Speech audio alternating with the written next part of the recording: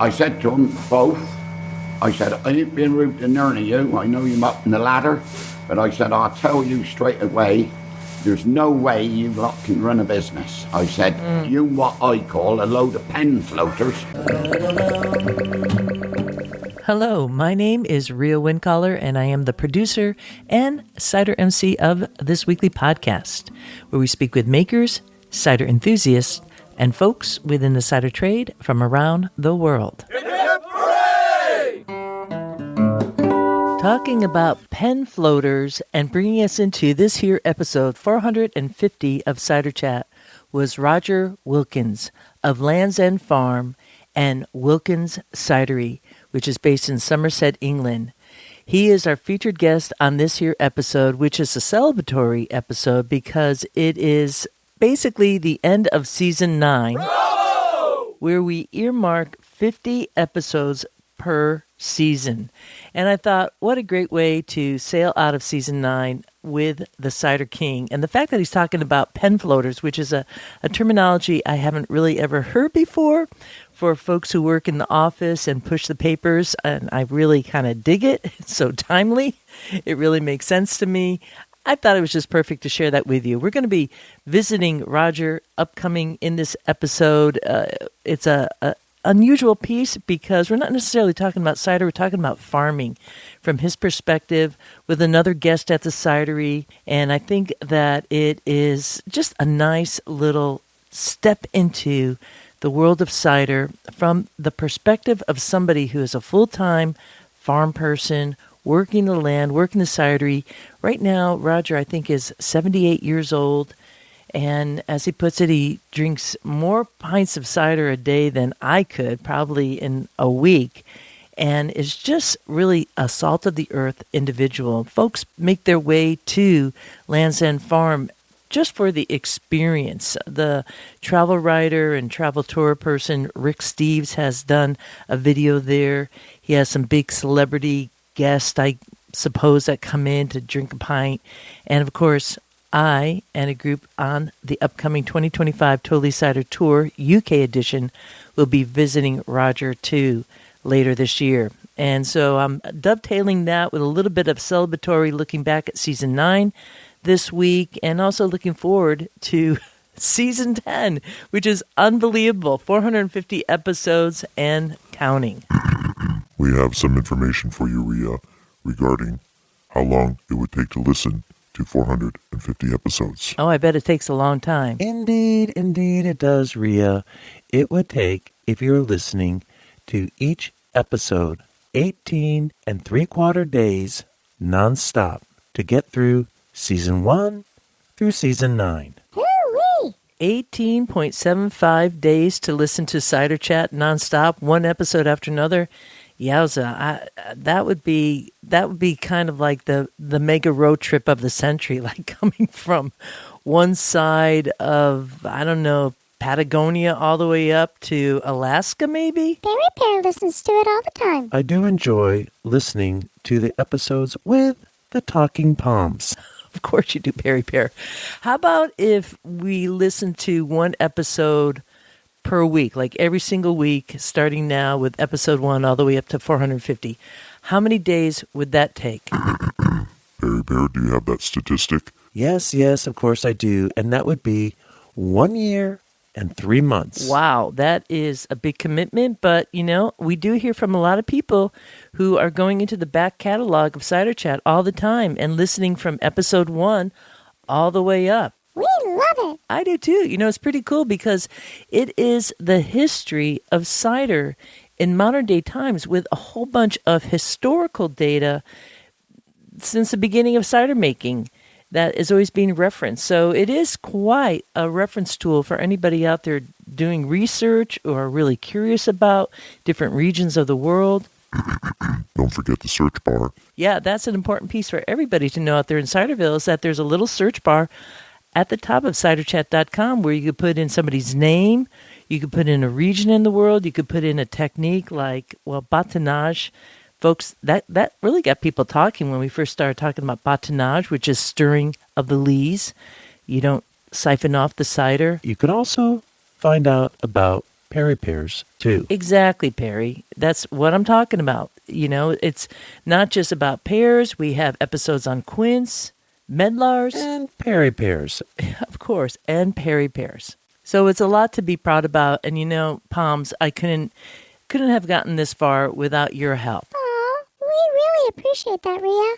I do too, medlars. And for those listeners out there who are just tuning in for the first time for this 450th episode, you are hearing from the Talking Palms. We have Mr. Quince. Pleasure.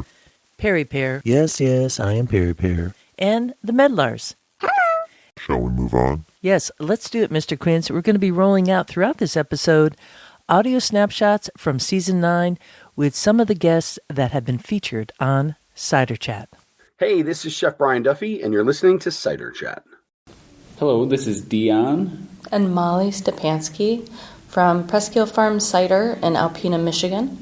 This is Amy Fields. This is Lyndon Smith. From Botanist and Barrel in Cedar Grove, North Carolina. Hi, this is Albert Johnson from Ross & Y Cider and Perry Company in Herefordshire, United Kingdom. Hi, this is Tarek from Rebel Cider, located in Guelph, Ontario, Canada. Hello, this is Dan Gallagher of Frosty Twig Cider in Canton, New York. Hi, this is Mike Biltonen from Know Your Roots Orchard Consulting in Trumansburg, New York, in the heart of the Finger Lakes. Hi, this is Ginger and Scott Wears-Banowski of the Olympic Bluff Cidery and Lavender Farm, located in Port Angeles on the Olympic Peninsula of Washington State. Good morning, this is Al Sachs. I'm the roving reporter for Cider Chat. I'm here with Kirk Billingsley, cider maker and founder of Big Fish Cider in Monterey, Virginia. Hello, this is Eli Shanks, head cider maker at Punta de Fierro, located in Cayumapu, Patagonia, Chile. And you are listening to Cider Chat. In Season 9, not only did we roll out 50 episodes, but we also had a number of different sideline projects. One of my favorite being Bottles on My Desk, where I do a tasting of some of the, well, should I say, many of the bottles on my desk. And in Season 9, I did a couple. One was a taste of Heartland Cider Works Avalon, which is based in Oregon. And then I also had another bottle from Naked Flock Ciders, which is based in New York State. And the Berkshire Cider Project, Quince, along with Cockrell Cider Estate Blend, which is 1783 right on the bottle. All delicious ciders and a couple more there too, especially one that was pretty popular titled Cider and Mary Jane. You can check out all those different reels for Bottles on My Desk by going to the Cider Chat YouTube channel. In Season 9, we also initiated a new project called Cross Promote Cider and used the hashtag XPromoteCider. You could hear all about it in episode 438, titled The Secret Sauce to Cider's Growth is hashtag XPromoteCider. Hello, this is Nick Showering of Showering Cider, based in the town of Shepton Mallet in the country of Somerset, England, and you are listening to Cider Chat. Hello, this is Robert Van Worden from Red Island Cider in Prince Edward Island, Canada. Hello, this is Eliseo Beluribi of Heartland Cider Works, located in the Willamette Valley of Oregon. Hello, my name is Stephen Skirman. I am the owner and cider maker at Winchester Cider Works in Winchester, Virginia, in the eastern United States.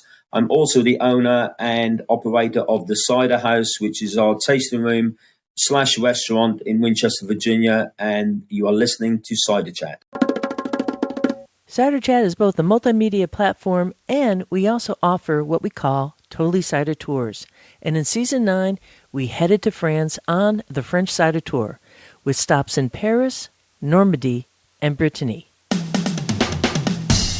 Upcoming in Season 10, we're going to be heading on the 2025 Totally Cider Tour UK edition, which makes this a very good time to let you know that if you'd like to get in on early reservation for these tours, which sell out quite quickly, do send an email today to info@ciderchat, put Cider Tours in the subject line, and let us know how many are in your party so that you can get on the early wait list for the next Totally Cider Tour heading out and about to Ciderville. Upcoming in 2026, we're looking at a spring tour to the UK and in the fall, France. Walking through the the orchards. In Season 9, we had the third Totally Cider tour held in France, with yet again another wonderful group of cider friends. Directly from that tour, I headed over to the United Kingdom to begin working on Season 10's upcoming cider tour to the UK. And this here episode that you're going to be listening soon with Roger Wilkins was recorded during that recon. And throughout Season 10, you're going to be hearing more about the United Kingdom as I continue to roll out the bountiful audio recordings that I did with so many wonderful makers while there. And honestly, I only really got the tip of the iceberg. And if it's the tip, it's a very tiny tip. There are so many makers in the UK that I really look forward to meeting when I return there once again in August. But I can't speak about the UK and my visit there this past fall without making mention of Susanna Forbes, who was not only a very highly touted drinks writer for Great Britain, in fact, that was her handle, Drink Britain. She was also the founder of Little Pomona Cidery, which is based in Herefordshire. Sadly, in September, Susanna passed away, and I guess it was serendipity that I just happened to be in Herefordshire on the day of her funeral, which I had the privilege of attending. You're going to be hearing in some upcoming episodes an interview one-on-one with James Forbes. We'll be talking a little bit about that, and also hearing from some of the cider makers as they also speak about Susanna Forbes. Because what is true in the cider community is that though we are global, we are still very, very much connected, which is the beauty of cider in 2025 and moving forward. May it always be so. Dancing in the street. This is Marie Boru of Manoir Duval Cidery, located in Saint-Aubin-le-Guichard in Normandy, in France. Hello, my name is Johanna Cessillon from North Costa Marique region in Brittany, France. Donc bonjour, je m'appelle Yvan Vautier du restaurant Hôtel Yvan Vautier à Caen, en Normandie, et j'ai écouté le Cider Chat. Hello, this is Sam Leach of Wilding Cider. We are located in Chewmagna, North Somerset. Hi, this is Bob Cork of the Showering Cider Mill, located in the most beautiful part of England, in Somerset in the southwest. Smelling all the blossoms. Cider Chat is listener supported. We have a donate button at ciderchat.com, and somewhere around 2017, 2018, we applied for a Patreon page at a website which helps content creators like Cider Chat get funding from listeners. And we have different tiers there, and we thank each and every patron of those tiers, whether it's in the tip jar for $1 to the Cider Going Up campaign, which is for brands, where essentially for the price of 2 bottles of cider per month, we get to list you at the Cider Going Up campaign page at ciderchat.com. So a big tip of the glass to the following sponsors of Season 9 of Cider Chat. We have Ross-on-Wye Cider and Perry Company, based in Ross-on-Wye in Herefordshire in the UK. Duck Chicken Cider in South London. Spacetime Mead and Cider Works, based in Dunmore, Pennsylvania. Insider Japan, Japan's first and only bilingual magazine covering the cider universe. Esoterra Cider Works, based in Durango, Colorado. Taddy Bogle Cider Works, which was based in Acme, Pennsylvania. I want to do a little side note. Taddy Bogle Cider Works has closed, and yet Kurt Henry, who is a cider maker there, is still supporting Cider Chat at the Cider Going Up campaign level, which is, wow. When I first met Kurt back in Chicago a number of years ago, pre-COVID time, I just thought, well, this guy is really outstanding. And then I also did an episode with him. I'm going to put it in the show notes. Taddy Bogle Cider Works is a very, very special place, and I'm not sure what the future holds there, but I sure thank the support, and really a big tip of the glass to all of you there at Taddy Bogle, and to you, especially Kurt. We also have Bent Ladder Cider and Wine, which is based in Doylestown, Ohio. Press Then Press is an online cider shop, which is based out of Seattle, Washington, and they have really wonderful both national and international ciders that you could purchase online and get it shipped directly to your door. And also a big tip of the glass to Oliver's Cider and Perry Company, based in Ochilpitcher in Herefordshire, Locust Grove Cider and Brewery, based in Milton, New York, Heman's Cider, based in Ontario, Canada, and the American Cider Association. And to all the fine patrons out there who help support Cider Chat each and every month, thank you, thank you, thank you. I'm probably going to start crying when I think about it for any longer, because without you, there'd be one less cider podcast in the world. And I don't think that's anything that anybody wants right now for this little niche community that we have. And for all of you out there who are listening, who get value from this podcast, I implore you to help support Cider Chat today. Hit the donate button at ciderchat.com or search for Cider Chat and Patreon. It's spelled Patreon. Hello, my name is Kimberly Jones and I'm from Honey Cider, based in Bath in the UK. Hello, my name's Neil Worley. I'm from Somerset in the UK, and I have to stand here at this meeting for the first time and admit that I'm a cider maker. Neil, finally saying or admitting that he's a cider maker. I hardly doubt it, but he has such a fine sense of humor. He's going to be one of the stops, along with Kimberly Jones, that we're going to be doing on the upcoming 2025 Totally Cider Tour UK edition when we head to Somerset, England. We're going to switch gears a little bit and go to our featured presentation with Roger Wilkins. As I mentioned earlier, I was on a UK reconnaissance setting up this year's cider tour to that region, and I made my way to Land's End. It's a narrow little pathway that you have to get down to the cidery, which means on the first day of the tour, we're actually going to be taking a smaller vehicle, if you will, so we could get into these narrow little ways, both to get to Roger's farm and to Neil Worley's location too. And when I arrived, I had one of these beautiful moments, because when you see somebody like Roger, who is known as the Cider King, and you see him in person, it's kind of like you get all your dreams come true, right? You're connecting the memories that you've read about, you've seen, the YouTube videos and all that. And there he is, walking right across from the orchard with 2 buckets of apples in both arms. It was just incredible to kind of see that as I've landed. And then I walked into the cidery, and they were pressing that day because it was October. And there was a group of women who were touring about visiting cideries. And that's a little bit of the conversation you're going to be hearing, which is a kind of a typical conversation that you could hear any day, I suspect, at Land's End Farm. It's a conversation about farming from Roger's perspective, and also that term, pen floaters. You gotta love that. Those are kind of like the folks who are pushing the red tape and making it hard for others. And so I think it's worth your time and mine to hear this perspective and to get a little behind the scenes with somebody that everyone knows as the Cider King, making this a very good time now to grab a glass and join this chat with Roger Wilkin of Wilkins Cidery, based at Land's End Farm in Somerset in the United Kingdom. You'll be a millionaire. Yeah. No, I shouldn't. I owe $1 million, though.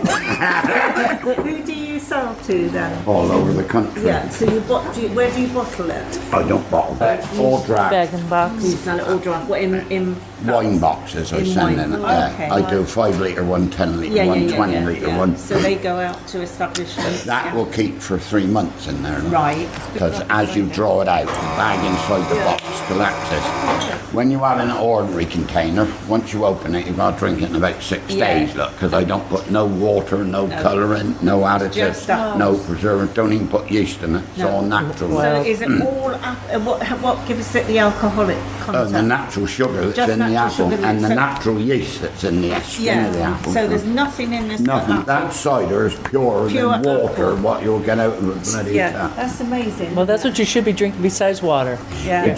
You're miles away from Oregon, I suppose. I am. I'm on the East Coast of Massachusetts. Well, don't talk to me about it, because I wouldn't have a clue. No, okay. But anyway, I had a cider maker come over from Oregon 12, 14 years ago. He said, Roger, I want you to come to the States to learn us all about cider making. He said, I'll pay all expenses. I said, well, I'm sorry to tell you, I ain't going nowhere. I said, I ain't got a passport to go out of here. So anyway, he goes back to the States. About a week, 10 days later, he rung me up. He said, look, I'll find accommodation, get it sorted out. Can I send my nephew over with you to stay here from September right through to January so he can learn all about cider making? I said, yes, you can do that, but I said, I ain't going nowhere. I ain't got a passport to go out of here. So. Don't leave the county. Well, good enough. And did he come over? Yeah, he come over, and both of them come over last year. Not at the same time. One come over, a month later, the other one come over. Brilliant. And they brought us over cider to taste, and they're good cider. Good, yeah. Do you remember the name of the place? Stone Circle Cider. Stone Circle Cider, okay. And they send it all over different parts of America. I think they send out 12 bottles at a time in a case. That's a nice way to do it. Yeah, and it's proper cider like this, stilled and dry like that. There aren't many places you can get proper cider now. There's a load of crap all about. Yeah. It's full of sugars. I know the sugar's a drag. Everybody's going to be diabetics in years to come. It's right? true. You can't get much healthier than that. That's better than water. The dog dropped his ball down the old. It'll come out the other way. The dog did? Yeah, dropped his ball down the press. Oh, okay. Getting out in a minute, washing it. It'll float. How many days have you been pressing so far? We started the last week of August. Month. Oh, okay. All right. Month ago last Thursday. So 5 weeks come tomorrow. You've been busy. Wow. Time or was that early? No, we were about a week earlier this year. Week 10 days earlier. Yeah. But normally, see, we'd be pressing 5 days a week. But this time, yes, we were pressing Monday, Tuesday and today. Now, at the moment, we shan't have nothing for tomorrow and Friday. So, do you get apples from anywhere else? Or just No, local farms. But they're going to be cider apples. Any particular? No, I don't mind mixed ones, but I don't do single variety. See, loads of these people make single variety. But then you don't get the quantity. That is not genuine cider. No, because you can get the same variety apple here. You can go out the road 10 miles or 5 miles, get the same variety of apple, press it, and that will taste different. Yeah. It's just like wine. Different soils, different sunshine. You won't get, although I could make it here, you won't get 2 barrels taste the same. No. It's interesting. There you go. Yeah. I used to drink 16, 20 pints every day. Done that for 40 years, but never. Yeah, well, you look well on it. Well, you only look 39, so I guess it's doing well. I should be 77 this Christmas, and I still haven't took a tablet since I was 20. No, you ain't going to get coronavirus. How much are you drinking now per day? I don't drink so much now, 5 or 6 pints. Saturdays I might have a bit of a go. Okay, all right. Drink 10 or 14. Were you born here? Yeah. Mother were born in Naus and I were born in Naus. My grandfather come here First World War in 1917. My mother were born Christmas Day in the house. I was supposed to be born Christmas Day 47, but I went overdue. I was born on the 30th of December. On the 30th, okay. Coming up. Wonderful. That's a good time to have a birthday. It's kind of like celebration time for everybody. Everybody's off, vacationing. My stepdaughter's 1st of January, and when she's 49 now, but when she was younger, she never saw a birthday because she went out on New Year's Eve and was That's true. I know. But for the Cider King, I think it kind of is like quintessential that you're born then, because it's all about celebration, and you've been doing this your whole life. All my life. I learned everything off my grandfather, and he died when I was 21. And I've drunk cider ever since I was 3-4 year old. And I don't test nothing. I do everything by smell and taste. Of course, you don't need to. And that is what you call the art of cider making. If anybody went to Thatcher's, Boomers, Magners, and they tell you the recipe, it's all chemicals. What was his name? Your grandfather? Tom Stevens. Tom Stevens. Mother was the daughter.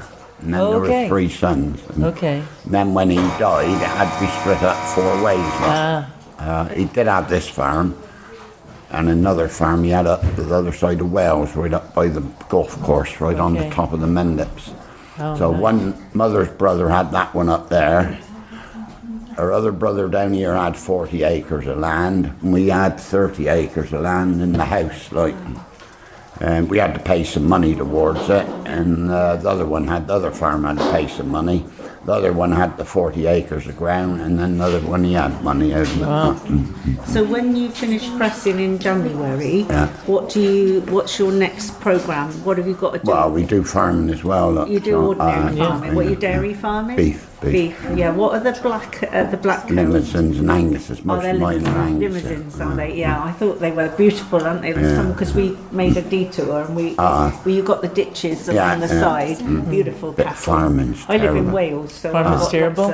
Terrible. Because everybody think this food's dear now. It's going up another 20, could go 40%. So your price of your feed and shocking. We got farmers' boys now going down Hinkley Point to work now. Wow. Farmers' sons, because they can't get a living out of it. Yeah. And to put the fertiliser on the grass is about on the phones last week, an Irish farmer put on his phone 1980, 1 litre of milk would buy a pint of Guinness.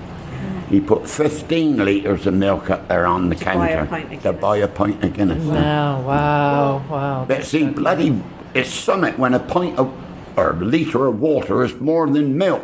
It don't make sense. You know what? Yeah, that really annoys. If you see somebody in a supermarket and they've got loads of bottles of Coke going through, and then you'll hear them say to somebody else, "God, milk's gone up," but they don't realise what it costs to produce it. No kidding. And versus sugar water. See, I tell them come in here. I said, if your food had went up like your house had went up, I said you would not. Food would be 10 times dearer than what it is now. But with dairy farming, it's the middleman that takes the money, isn't it? They just well, I sell £2,000 worth of cheese a week in here, like extra strong and Stilton and that. The 1st of September, I get the Stilton down from Melton Mulberry, Leicestershire. They put that up 80-something pence a kilo, one jump, £800 a tonne, 10%. One jump. The cheddar, one lot went up last month, £300 a tonne. I think the others is putting theirs up. Well, now, 1st of October. But 300, that's a big jump in one go. That is a big jump. So I said to them, well, why is that then gone up so much as that? Yeah. And they said, well, overheads. I said, who got the biggest overhead? The farmer got the biggest overhead. Yeah. I said, and you give the farmer £8 a litre. I said, it's an insult. Tell me about it. It's an insult. Yeah, down in Wales where I am, so many dairy farmers have given up now because they, with milk quota first, wasn't it? Yeah. And then after that, they just put in all this modern then stuff all for these milking. slurry systems put in now. We've had a big farmer now. But then they're not getting the money. You know, they don't get paid enough. It's like the farmers with the fleece, isn't it? It costs them more to shear a sheep than they do for getting money for the fleece. Well, no doubt you've heard of the big music festival, Pill. Mike Weaver says. Well, the farm this side of there, big farm mine, he was milking 500 and something cows. He sold out a fortnight ago, 3 weeks ago. Sold up, Sold up, got out of it. So it's hard. very sad, isn't it? Very sad. It's not right. You know. I expect, I don't know out there, when these environment people go around, I expect to the cost £500,000 to put a slurry system in. You can't do that. Who could do that? You can't do it. Yeah. So That's just chucked in. I haven't had them come here yet, but I should just say to them, well, I think I should be all right because I only do straw bedding, covered yards. I got no slurry. No if not, I should just say to them, well, I'll get rid of all the cows in the winter and I'll just buy them back in the spring. And that's right. You know where the ditches are all along where the cattle are? Does that get flooded in the winter? Completely flooded. I've had a big meeting. I had MP in. That's not the Somerset levels, is it? Yes, that's it's the start of the Somerset levels. And I've had Tessa Munton, which she's the Liberal one here, best MP you've ever had. I told her, you got the wrong boss. I said, you've got to get the proper boss. But anyway, we got to pay drainage rates on all that land. Look, so much an acre. Wow. So I haven't paid mine, so I wrote across the bill when they sent it to me. no pumping done, no dredging done, no money due. Thank you, our Wilkins. Then they sent me a Christmas card. Now they're going to summons me now. Oh, no. I still haven't paid it. So I told them, I rung them up down there. I said to the girl, I don't expect there's any chance. I want to speak to the boss, the head man down here. Anyway, she said, well, he got nobody in the office. He might come and speak to you, Mr. Wilkins. So anyway, I said to him, you sent me back this letter. You've done all this work. I said, where have you done it to? I want to know. Yeah.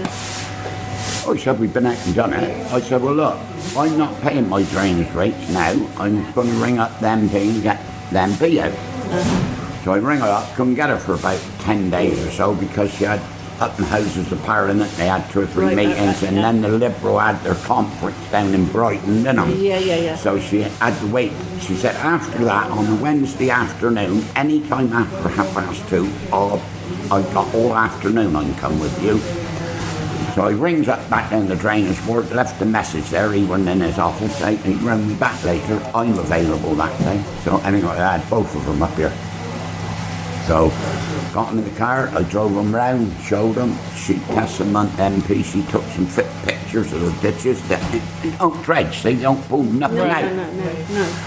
The one I showed her up here is what was put in 40 years ago as a relief green, 20 foot wide, to take the flood water from here over to there, into the bigger rain. He's like a gutter up there now, all full of weeds. So anyway, then bloody drainage board bloke said, oh, Mr. Wilkins, he said, you'd like to know, it's on the agenda, he's going to get dredged. I said, can you rephrase that? I said, you don't mean dredging. I said, you mean cutting bloody weeds, don't you? I said, and then a fortnight later, it's just the bad again. I would have liked, I didn't want to get him here, but I'd have liked to have ITV or BBC here and put it on the main news. Yeah, to show them so that loads of general public don't realise what's happening. No. Because like I said today, I said, look at the houses you're building round here now. I said, when were the last time you increased the storm drain or a sewer around here? Yeah, so they keep building and building, but it's... You put tarmac and concrete down, had to get there twice as quick. Goes right out. So anyway, I said to them both, I said, I ain't being rude to none of you, I know you're up in the ladder, but I said, I'll tell you straight away, there's no way you lot can run a business. I said, you what I call a load of pen floaters, sat in an office, floating a pen round a bit of paper. Nobody's doing any work. Yeah. See, these reams out here, if you just go down on the moor and go half a mile out the road, there's one there, I expect it's 40 foot wide. Right. When we were kids, you had to swim through it, 6 foot of water in it. Right. Now he's 40 foot wide, I'll guarantee you go out there now, they're in 2 foot of water in there. And we're only beginning of the winter. And it's going to flood all again. Houses, we had houses were flooded that hadn't been flooded since pre-52. And that's when we farmers, all of us got together and the drainage boards and all, we put the pumps in down there, done all the reams, the dredging, wide, like that. So anyway, they've done some dredging out here in Godleymore, because a farmer out there, he had 90 acres last year all underwater. I got 100 acres underwater now, nearly down there. Finished now, so that next spring, look, won't be able to put no cows down there now. No, not at all. And he had his 90 acres last year, ploughed it, reseeded it, another flood, killed a lot again, had to do it again. Rung up for condensation, and they said it wasn't big enough. I don't think they just don't listen. They ain't going to have no food at all for long. That's going to be their problem. You won't be able to get to them, And anyway, well, they were on the news today. I think that was Cambridgeshire. Farmer up there just set all some wheat and everything. Set it, fertiliser and all that. Did we say that were, I don't know, we said 20,000 or 120,000 pounds. All flooded, gone. Oh no. Finished, got to be all done again. That's painful. Honestly, but see, I had to go with the MPs. What I said, all this funding, they've cut all the funding that we farmers, the single farm payment, what we get every year. And of course, I get people say to me, well, you're all right, you get these subsidies. I said, the subsidy's not for me, the subsidy's for you to have cheap food. Yeah. See, that's what the subsidy's for. Yeah. So they've cut all our payments now. Yeah. It's like, they've cut us every year. 3 year on the trot, they've cut us down.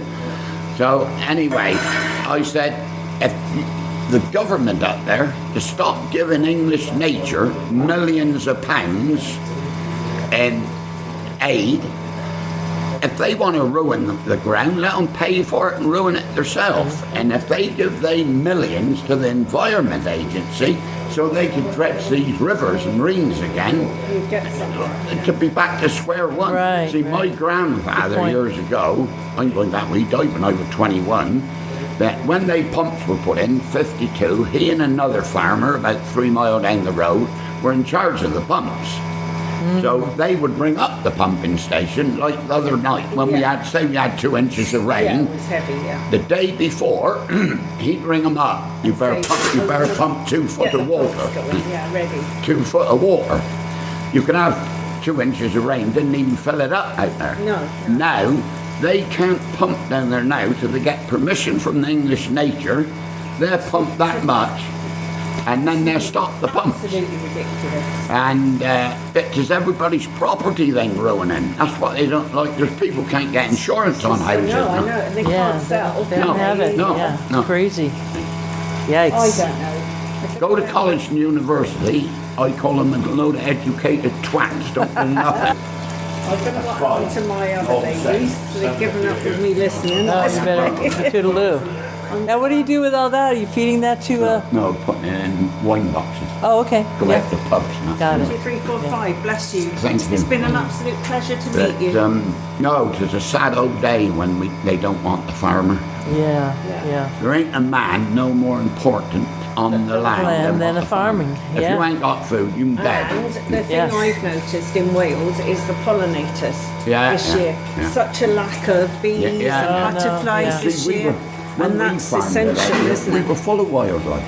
Yeah. See, out here now, over the last few years, they've killed all the fish, because when they get hot in the summer, that water's not deep enough. The fish want to go down. Right, that's true. Right down in cold water, too hot. in the weeds, oxygen, and that down the bottom. But you just can't talk to them. They will not listen. I know. Well, you can't learn farming out of a book. No, it's never. Because like I told Dave the other day, the chemistries is bankrupt. Look, the chemistries can't do no potholes, can't do so many nothing. farmers commit suicide. Oh, they're It's very, very high. Well, that's why we have to drink cider, so we don't do that. I ain't gonna do Keep that. our clear our Anyway, head. it's been a Don't do pleasure that. to meet you. Thank you. My Thank you God. so much. Don't drink no factory cider. I always drink Guinness now if I go. It's all chemicals, see, you know. Do you go back? I'm in Somerset for this week, and I'm going up to Herefordshire next week. Oh, yeah, that's good cider. I've heard of it. Yeah. And if you get on the Gloucester borders there, you'll get some good perry up there. Yeah, I'm seeking out the Perry for sure. Yeah. Well, that is the best place to buy perry. You won't beat Somerset for cider, but Perry is the best place. Good to know. They make some real good perry, Heartland. Yeah. There's so much bloody rubbish out there. Like I say, never ought to be called cider. That's my opinion. That's the way it goes. Yeah. What do we have here? He come out of Glastonbury Courthouse. Yeah. You got a lot of fun stuff here on the walls. He gave me 2. I got one stuck up there for entrance. They 2 come out of Glastonbury Courthouse and the bloke that knocked it down, he brought the 2 signs out for me. He said, Roger, I will give them to you, but don't you ever sell them. If you're going to get rid of them, you let me have them back. Okay. And I said, they'll never be sold again. Yeah, they're not moving off that wall. The same up there, we got a picture only living Laurel and Hardy. Well, a bloke gave me 8 years ago, and he said, I don't want nothing for them, but don't sell them. Right. And he had come in again the other day, and he's still. I said they don't get sold. Don't you worry. How long ago was the Banksy done? How many years ago was it? 15 14, years 15 ago. years, yeah. Kind of sneaky in the middle of the night? I ain't going to say he'd done it all. Well, I know he didn't do it all. I know he didn't spray it. He could have cut the stencil out. That's all I'm saying. they reckon a lot of his work is he cuts the stencils out and other people do it. Well, spray it. That makes sense, yeah. Wow, what a... When they come here, 8 o'clock at night, I had to turn everybody out so there's nobody here. 2 of them come in and done it, but I know they... So you knew they I know were they. Okay, yeah. So that weren't Banksy. Yeah. That week, Banksy was going to Pilton Pot Festival and he sprayed all the dustbins and that out there. They come in here and all they wanted were a ladder and they had a great big piece of brown paper with the stencils cut out and they just put it up and pinned it up to the wall and then they just sprayed through it. It's wild with the grenades for the apples. One little apple on the chest. Perfect, like an emblem. If they'd done all the dredging and that like we used to do, there wouldn't be no houses and that flooded again. You'll get the odd house flood with a downpour, but not to stay for weeks and weeks. We had it out there last year, 2 foot deep all over the land. Worst I've seen since 52. That's painful. When there ain't no need of it. In education, you should be going ahead, not backward. That's so right. I call them armchair, environmentalists. Yeah, that's what they are. Yeah, but I like the pen floater. Like I told you the other day, you went back years ago, a bloody man that was deaf and dumb, couldn't read nor write. He knowed how to stay alive and he knowed what to do. That's right. A lot of these ditches then were done by hand out there years ago. Spit it out, chuck it out. Right. Now they've got big machines to do it and can't do nothing now. I could understand if they wanted to ruin 1,000 acres or 2,000 acres here, but they're doing it all over the country now. Doing it here, down Cornwall way, Devon, Exeter way, Gloucester, over in Wales, Cambridge, Lincolnshire, Kent, Scotland. But wildlife will look after itself, and you can't farm wildlife. No. I've been here all my life, born here. Last spring, when the water was that deep down there, the wild ducks were coming up here to make a nest up in the hill. Wow. But the foxes will have all they then. Right. The wild duck wants to go out on a little island, make his nest so nobody and can't come out. And be peaceful, and then it goes down and they're at... There's water out there in this deep. Aye. Thousands and thousands of acres out there, all in... Well, if you were up on this hill, look out there, one complete sheet of water as far as you could see. What month was that? In April? Well, we had it there for a couple of months. Went spring? About March. March, okay, yeah. February and March we had it down there. And the wildlife that drowned, the moles, the mice, and the worms. Yeah, they can't. What the birds can't do that. they were all drowned out, floating on the water. And stink down there. How are your apple trees doing? I got the worst crop I've ever had. Because of the water? You think? I don't know. No, yeah. We've had 5-6 years, good years. Right. So it is only nature, the tree got to have a rest. On and off, yeah. Do you prune the trees at all? No, I do a bit. You just let it go. You just let it go. They ought to be pruned. Is there anything grazing up on the trees? Do you put any? I put cows up Okay, there. for your cows. Okay, there you go. But I can't now the apples is there. Look, Yeah, right. And then you pull them off like 2 weeks before you start pressing? Yeah. Okay, classic. Yeah, 3-4 weeks before, Boy, you got orders like this every day, I guess, huh? I've been quiet this week, but normally I'm filling up. Yeah, that's pretty good. Yeah. In the summer, look, on a Saturday. Is this available in Bristol at all, at any of the... Yeah, the apple boat, they sell. Okay, the apple boat. The only problem is they have 3/4 sweet and 1/4 dry. I know. The fuckers don't go. I know, I don't want that. I want the dry. Yeah, that's... I got a restaurant in Bristol now. He's having it, but he's using it for cooking. But he might sell a pint down. What? No, gosh. I mean, that's okay, but at least have something to drink, too, with whatever you're cooking. I expect the chef to drink it. I know, I bet. No, okay, look at that. You just by feel, you go with a little bit of dry and a little bit of sweet just to balance it. Have you got any of these summer cider max trails or no? I do for like Herefordshire. Well, I got one from Somerset. Okay. One's from here. I'll put out the next one now. Just keep that running. Yeah, I'm watching it. Then I'll put and run in when I'll whip up and get him. Yeah, that's okay.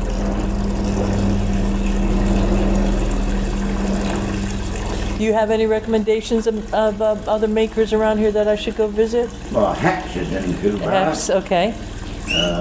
Ben's Crossman's is all right. That's pretty good proper cider. Hex is Springline. John Harris. John Harris.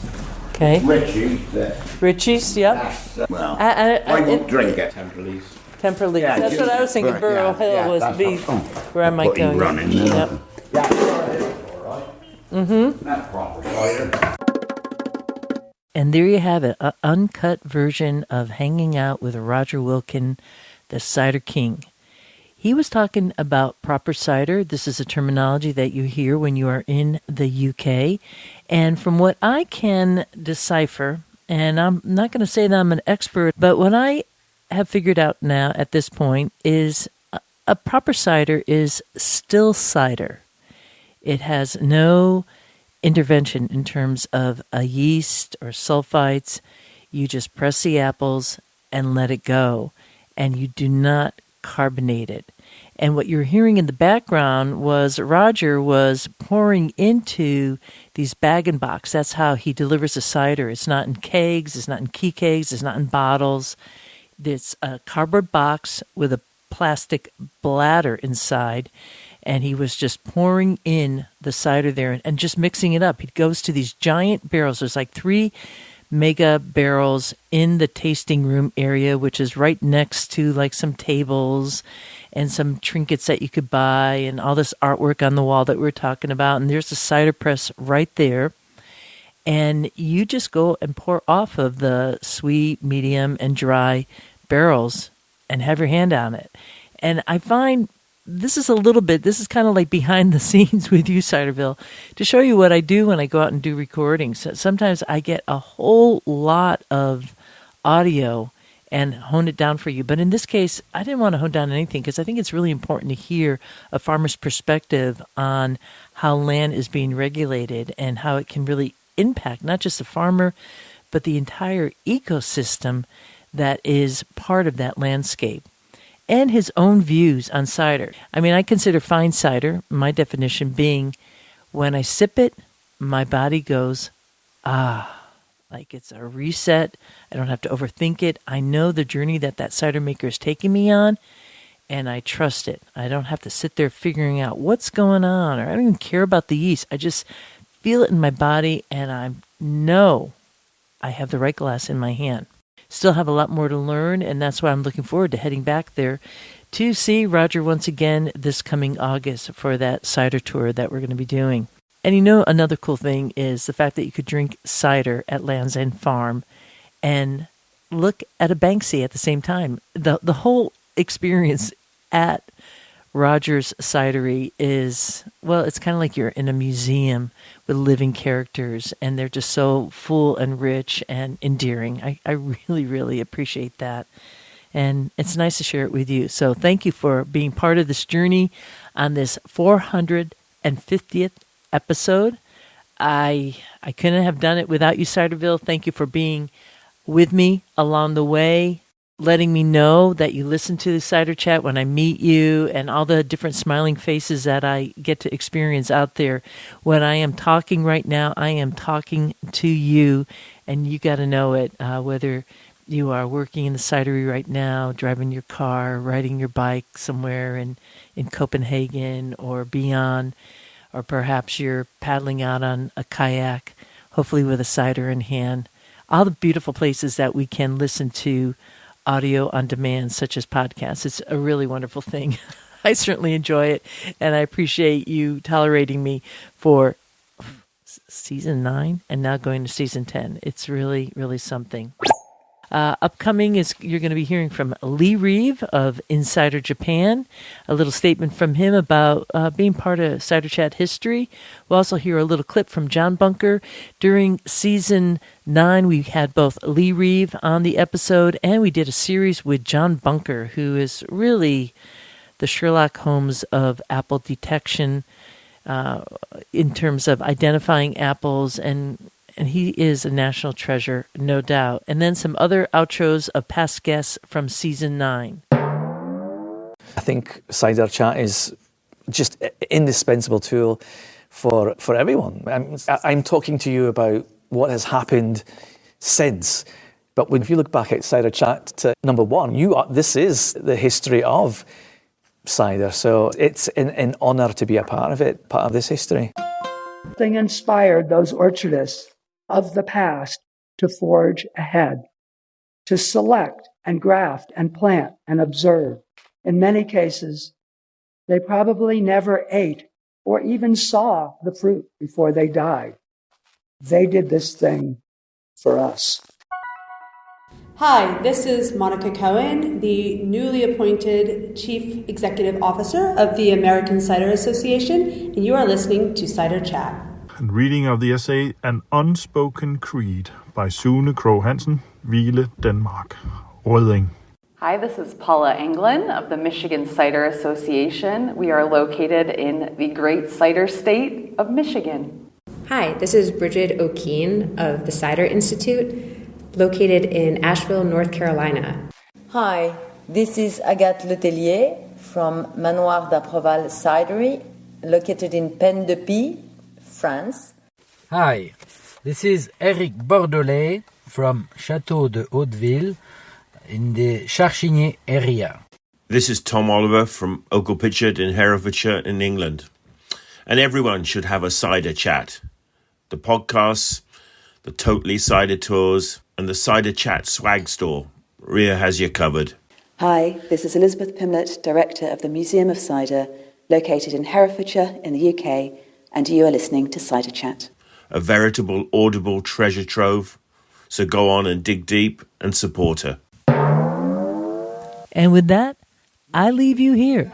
This is Ria Windcaller signing off for now. Looking forward to seeing you in Ciderville. Drink it like this.